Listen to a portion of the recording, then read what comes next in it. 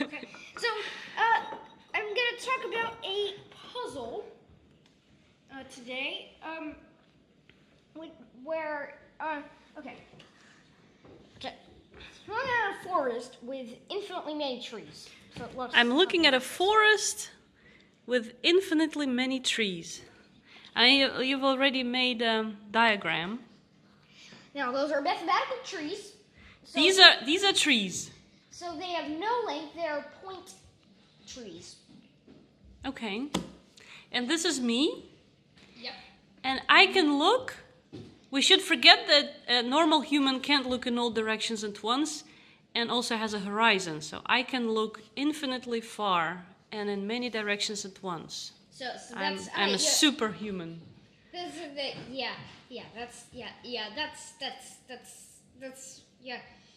we shouldn't forget that a human has a horizon. But I don't. For the but you in the puzzle maybe. So all right. So the question is what? What's the percentage of trees that you see? Okay. So I was thinking first. I see a limited percentage. So you might say that you'll see every tree, right? Yeah, because I'm a superhuman. Every tree. Exactly, yeah. 100%. I see all the trees. But actually, the answer is the total opposite of that, 0%, which is insane, maybe, but it's actually not. So the answer is about rational and irrational numbers. So basically, It's actually not about the trees. It's about how many rational and irrational numbers there are, right? So you can so there are infinitely many rational numbers. We can actually take this one step further. There are actually different types of infinity. So Why are we talking about rational and irrational numbers? Because I remember when you just went over this before we started filming, you drew this for me, and you said that it's important to think about what for slope yep. you're looking at. And if your slope,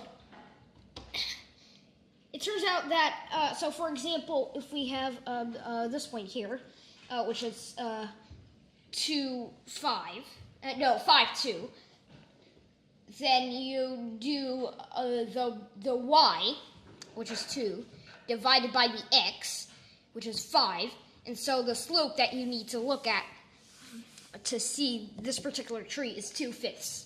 Okay. So, this now, so there are rational numbers and irrational numbers, but, so, so there are infinitely many rational numbers. You can actually take this one step further because there are different types of infinity. And some infinities are bigger than the others. Actually, James has a wonderful video where it's really old. I think it's like 6 years old already. It was made in 2012. You mean James Grime from Singing Banana? Infinity is bigger than you think. Mm-hmm. So, it explains this kind of stuff. It's actually called countable infinity, but you cannot count infinities, right? Because you never end. James likes to call them listable, so let's use that term. So you can actually list every possible rational number this way. So if we've got this space here, this is an infinite space, and we put let's say the x is the denominator axis, and the y is the numerator numerator axis. if the denominator and the numerator axis, then we can list them by just reading off of these diagonal lines. Mm-hmm. And there are infinitely many But those are all rational. rational numbers. So this is basically the rational slope. They're actually also irrational numbers, but irrational numbers, they are unlistable. You cannot list every possible irrational number. Exactly. So Because for in example, because quarter of 2 is irrational. because Simon, what is an irrational number? It cannot be written as a fraction. Oh, okay. So anything that can be written as a fraction like this, that's rational. yeah. Irrational numbers are unlistable, which means that you cannot list them. Which actually, if you wrap your head around this, what that means is that there are infinitely many rational numbers, but then there are infinitely many more times irrational numbers. Whoa. Like infinity times infinity. Irrational numbers. You know what? You know the way I see it? I see it like there are really, really many rational numbers, but in between every pair of rational numbers, there is this abyss, this infinity of irrational numbers that you can fall into. Actually, that lasts forever. Actually, rational numbers can also be infinitely close, but that makes them irrational. I don't know, but because anyway, but you're making it so difficult that now I begin to think I don't understand it anymore. I was just so proud of myself that I could visualize this. Now, but let's scale everything down by infinity. So infinity times infinity just becomes infinity, right? This is what you wrote down just before we started filming. So Simon infinity wrote this times down. infinity just becomes infinity. And we scale infinity down by infinity. What do we get? We get one. We actually multiply by 1 divided by infinity. We don't But actually you can't divide by infinity, right? We don't actually write 1 divided by infinity. We instead take a limit of as it approaches infinity. We get 1 divided by n. Yeah, like here And in the limit, you get 0. Hey, but that means we get infinity here, and infinity times 0 here, which means that 0% of the trees, I'm looking at them. So you can actually see 0% of the trees. Yeah, so But I can tell you the truth, within the framework of this very problem, the way it's worded about the trees, this is really difficult for me to grasp. But when I'm thinking about this as just a question about generally irrational numbers versus rational numbers, then I can understand it, because I'm seeing it like this. Tell me if I'm wrong. I'm seeing it like this, that there are infinitely many rational numbers. yes. But there's so many more. There's so many more. Irrational numbers that if you compare how many rational numbers there are to how many irrational numbers there are, that number of rational numbers will actually be 0. Yeah, sort of like almost 0, or striving towards 0.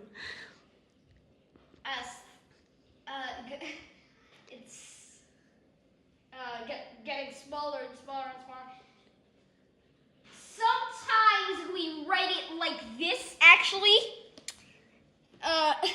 Epsilon. Epsilon, yeah. It's called infinitesimal, which is basically like it's something that satisfies this. Infinitesimal. If we add up infinitely many infinitesimals, that's equal to 1.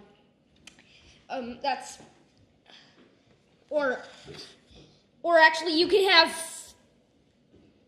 many infinitesimals. So basically, originally you rate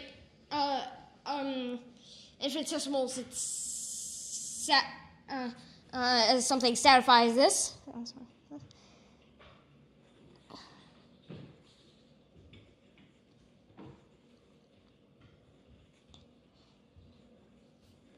Like this. But for any A. But actually we can prove that there are infinitely many infinitesimals by saying that then it satisfies this. Which means that if we can have infinitely many infinitesimals, we can have infinitesimals that if you add up infinitely many, we get 2, or you get 3, or you get 4, and so on. So we rate this like this.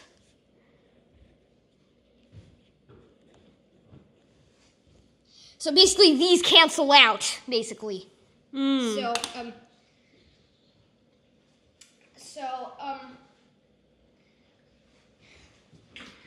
I've read that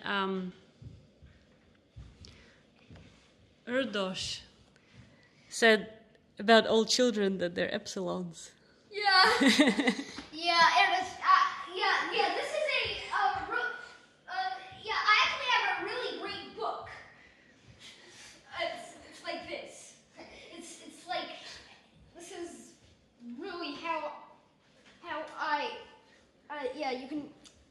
Learned about Paul Erdos. Yeah, there is, so.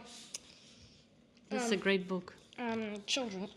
This is a very basic book about Paul Erdos, which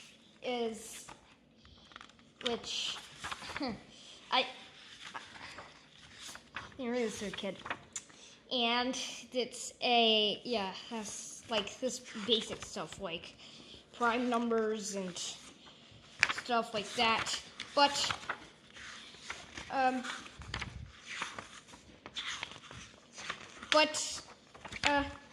actually that epsilon stuff. I think it's in the very end. There it is. You see the kids have epsilons on their shirts. Oh no, it's not there. Oh no, it's when he was visiting people with children. There. There. There. It's a book for children. So.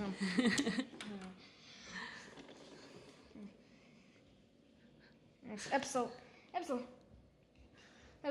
I want to emphasize this epsilon. Well, I think it's been a great video. Yeah, it's been a great video, great long video, but I think it's great anyway. Thanks for watching. Thanks for watching. I will link to a number file video that I didn't actually watch fully yet. Where you got the idea from?